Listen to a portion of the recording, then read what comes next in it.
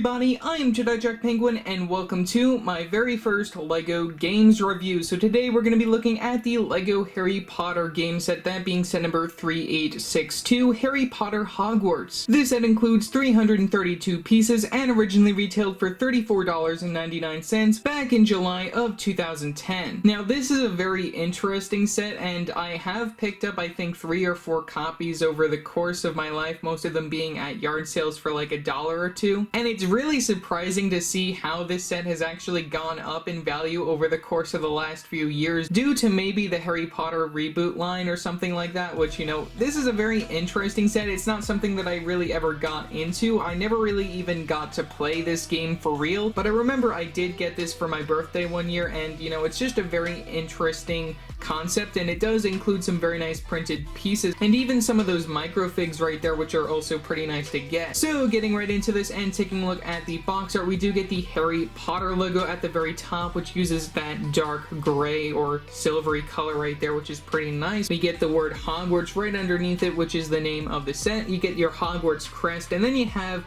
Harry and Malfoy playing this game, which I find really funny, and they're even playing it like on the Quidditch pitch, which is just another very weird sort of scenic thing. And then they even have a little reference to the Nimbus 2000, which I thought was also very cool. You do get the stamp right there, which was common for the 2010-2011 LEGO Harry Potter sets, which I do find very nice referenced on this box. You do get your die right here at the corner, which was normally shown on the LEGO games sets, which they didn't really have a games logo, which, you know, that was technically the logo for this theme. And also at the very bottom of the box, this is for 2 to 4 players, ages 8 and up, and will take about 20 to 40 minutes to play a full game of this, which, you know, like I said, I've never really played this game. I just thought I might as well review this since it is one of those 2010-2011 LEGO Harry Potter sets that I have not reviewed yet. Moving to the very back of the box, we get another look at the game board right here for this particular set, which you can actually rearrange this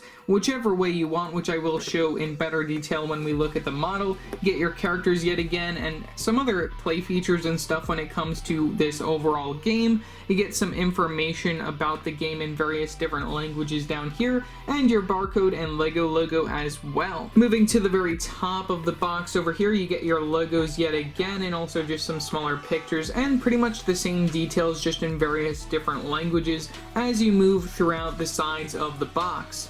Another really cool thing when it comes to the LEGO games boxes is that you can actually open these up like a normal board game, where you can just slip off the top, and then the interior you can actually place the game within there, which, you know, is something really nice that LEGO actually did when it came to the LEGO game line, though this line I believe actually failed in some of the sets that came out later. Some of the more interesting licensed game sets didn't actually release in the US, which I find very disappointing since those probably would have sold very well, just like this one did. So yeah, that's pretty much really all that I have to say for the box. So let's take a look at the instructions and the game manual, and then we'll get right into the final overall model.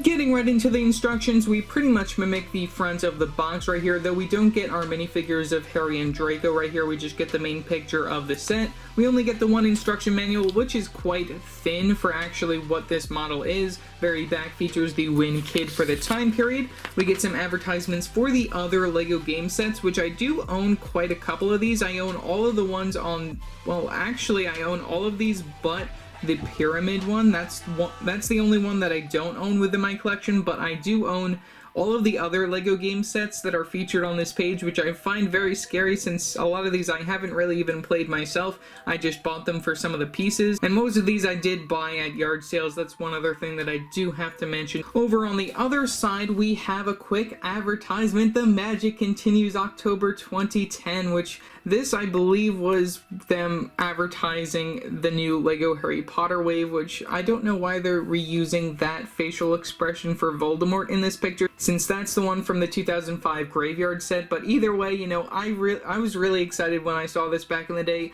Harry Potter returning in 2010 was just such a dream, and I couldn't have imagined them returning it back in 2018, and like, it's just been crazy since that point, and I'm really happy that we have all these LEGO Harry Potter things coming out even still in the future of 2021. Moving on from there, we have a quick advertisement for LEGO Harry Potter years 1 through 4 right there, which this is also a very nice game.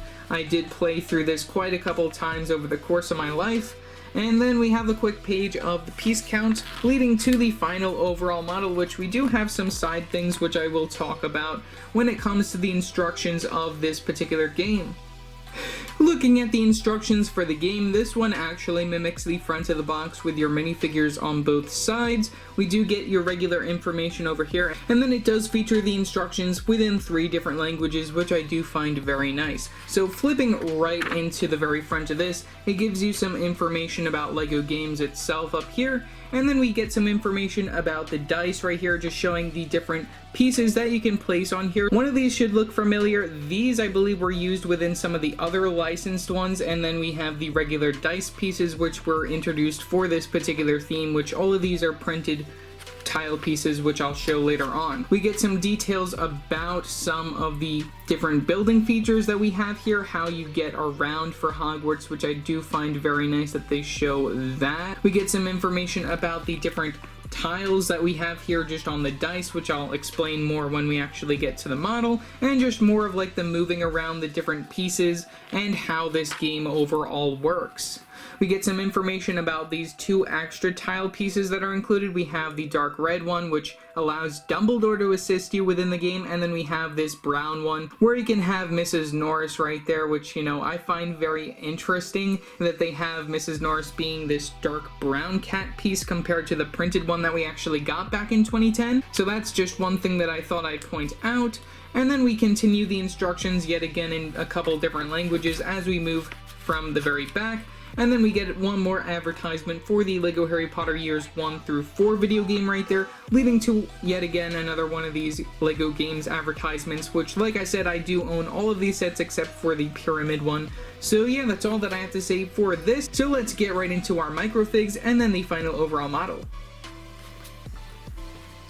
Taking a look at our first 4 microfigs right here, we have Harry Potter, Ron Weasley, Hermione Granger, and Draco Malfoy. All of these characters have some similar prints to the 2010-2011 versions of their characters, and they are all featured within their regular Hogwarts uniform. We have 3 Gryffindors and 1 Slytherin. We also do get some very nice house unity, which I'll talk about in a little bit, though those aren't really too exciting since those pieces are actually primarily colored by their house compared to colored just like their torsos and all that, which, you know, I just find rather annoying when it comes to the set, but still, it's very nice to see these. We even get some toe printing on these characters, which I do find very interesting, and even Hermione has the skirt piece, which makes sense for like an Order of the Phoenix type appearance, which is just very odd that they actually chose to go that route. You know, I'm surprised that they didn't go the 2010-2011 route where they had the black pants for all these characters, which, you know, then continued into 2018 and all of that, but either way, no printing from the very back of these. They are connected using the anti-stud from the very bottom of their character, and then we do get a stud from the very top if you just want to place something on the very top of their head, which, you know, I don't really recommend that, but, you know, still very nice that they did include these characters just as some extra little things to be included within the set. And then you can even pretend to use these as like action figures or stuff. You know, that's just one other thing that I do really like when it comes to these smaller nanofigs right here. I don't really even know what to call these. I call them nanofigs, I call them microfigs or whatever, you know. It's just very cool to get these still the same. So yeah, that's all that I have to say for these characters. Like I said before, we have Dumbledore to help your students, which I'm not really too much of a fan of how the beard is cut off right there, but, you know, it just had to happen for the printing. I do like the printing on the overall character, though. You know, some of the flesh tones when it comes to these characters are a little off, but, you know, it's just fine. It's just how LEGO's printing was back in the day. We only get the printing from the front of that, and then we have this dark brown cat to represent Mrs. Norris, which I believe is just rather too big to be a cat compared to, say, Dumbledore and all these other micro figures over here. And then, like I said, no printing from the back, if I didn't say that before. It's just, I find it very weird that his beard is cut off and, you know, the printing on his face just isn't as good as it could be.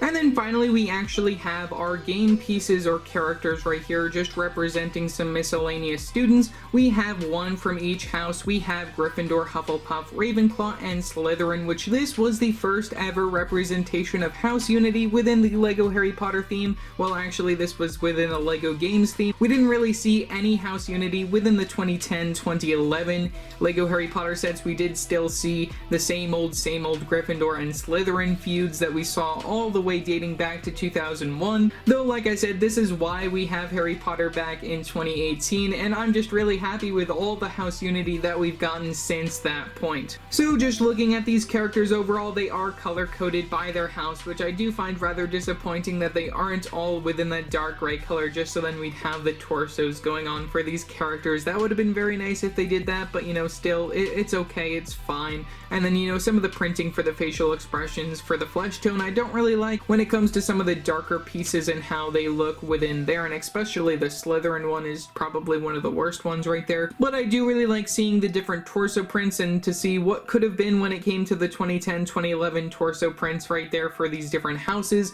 And then we do get the toe printing, only the printing from the very front, same connection as all the other of these Microfigs right there. So yeah, that's pretty much all that I have to say for these students.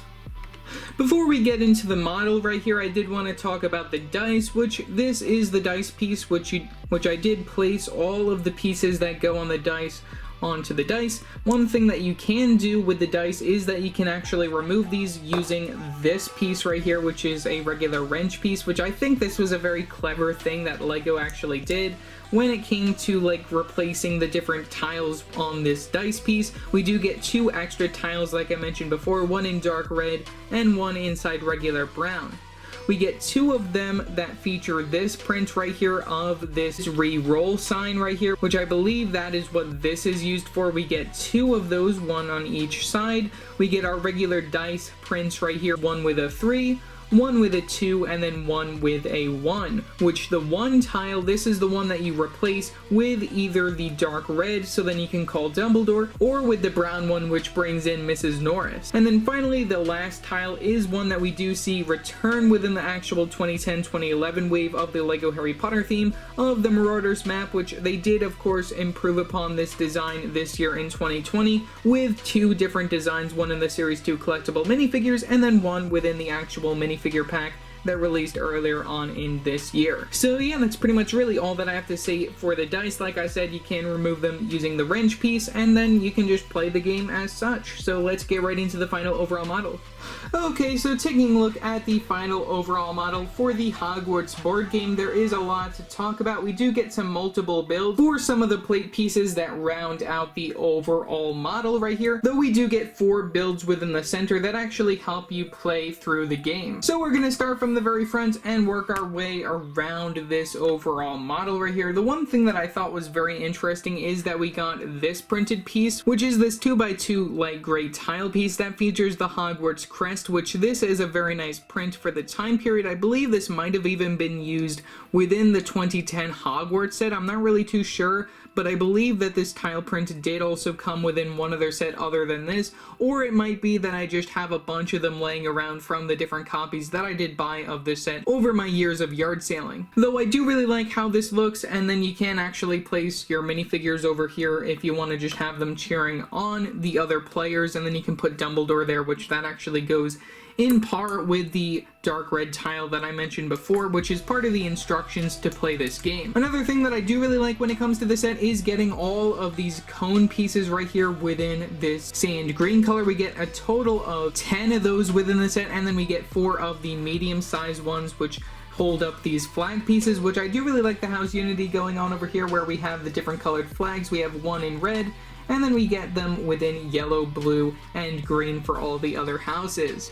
We also do get some more house unity when it comes to the objects, which each of the houses have a different colored object to collect. Like, for example, we have our Gryffindor character right here, which is red. He collects the red potion bottle, he collects the red spider, he collects the red book, and then he collects the red prophecy ball. At least that's what I hope it is. It might be a prophecy ball or some sort of crystal ball or something, since that is a tower right there. I guess that might be like divination, I guess. You know, since these are supposed to be the materials needed assignment for the class. I'm not really too sure what that is, but either way, you do have to collect 4 different objects, and you can see just how this is all laid out, where you have the different routes that you can take. Like we have our Gryffindor student who can only go within this general direction, and in order to get to the other places, you do have to switch around these different areas. Like you can move this, so then you can get to that area. It just depends on what you roll on the dice, which, you know, I find very interesting just how this game works. And then, like I said, all of these can actually be moved around. Like I mentioned earlier, you can just like slide them out to be in different areas. You can block out the Slytherin student so then he has nowhere to go, or, you know, you can really do anything when it comes to the layout of this. It just depends on what you roll on the dice. Like I said before, we do get some side builds right here. We get this tower, which uses these curved wall element pieces within this tan color, which I do really like getting those. We get some stairs from the very bottom of that, and then you get some different crystal balls in order to collect right here from the very top of this tower, which I believe might be the astronomy tower. I'm not really too sure. And then you do get some more of those cone pieces within that sand green color, which I also really like getting. That is a Technic connection down here just to make sure that works nice and fine. And then you can place that right back. We have this little room right here that features some different books for your student characters to collect using the different colors for each of the houses, like I said, and those are just nicely placed within this particular area. I do like the building features right there using those tiled wall elements right there. Those are very nice to get. We have some smaller animal characters to collect right here. I guess this is for like care of magical creatures or something. These might even be just potion ingredients in addition to having the potion bottles. But we have a red spider, a blue spider, which, you know, I just, you know, when I see that, I think of Spider-Man for some reason. That's just really interesting to see that they put that there. And then we have a yellow toad and a regular green toad, since I guess they couldn't make the spider in green or inside that yellow color, but either way, you know, it's fine. Very odd colors to get those animal characters in, and, you know, it's very nice to get them within those colors at all. And then finally, we have this potion bottle area right here, where we have the potion bottles within different colors, and then we have the translucent cone pieces, and then we have the studs from the very top of those, and those are all placed on the jumper plates for all of these different other models right here. Same thing goes for the spiders and the toads. And then the final thing that I thought I might as well show are the 3 different building styles for the stairs. We have one that features the tiles going in 3 directions, we have one that has the tiles going in 2 directions, and then we have the final one over here going in 2 directions up and then to the side, which I do really like how there are 3 different styles, and then we build these 4 times in order to surround the main 4 pieces. Also, for anyone interested, we do get some of those larger dark gray tile pieces within the set, and also one of those tile pieces, which I also really like getting. Just if you're interested in larger tile pieces, this is definitely a set that you would want to get if you want to get a bunch of those. Also, like I said, when it comes to moving your characters around, you do place them on the jumper plates moving forward, and then you can move them from these areas over here, just bringing you to the main selections of the classrooms. So overall, is this set worth $35? I mean, I don't really think this is worth $35. I mean, for some of the pieces, yes, but for like the game, I'm not really too sure. I mean, you do get some very nice printed pieces. I do really like getting the Marauders map print right there, as well as getting that Hogwarts crest print right there. That's also pretty nice to get. And then you even get some Microfigs of your main characters of Harry, Ron, Hermione, and even Draco Malfoy and Albus Dumbledore. I do really like seeing the House Unity within the set, which, you know, even though it isn't really to my liking, it's very nice to see this so early on before 2018. You get some House Unity, including students from Gryffindor, Hufflepuff, Ravenclaw, and Slytherin, and then you even get some different objects for them to collect. And then, you know, the game for this, it is a very interesting game, though, like I said, I never played it, and I don't think I'm ever really gonna play it soon, and I don't think I'm even gonna display the set. Since it isn't really display worthy, I'm probably just gonna part it back out into the box and then put it away for a rainy day. So yeah, that's pretty much all that I have to say for this video. Leave your thoughts down in the comment section below what your thoughts are on this set. Also remember to like and subscribe and hit that bell icon so every time I upload a new video. So yeah, that's it for now, and I will see you next time. Bye!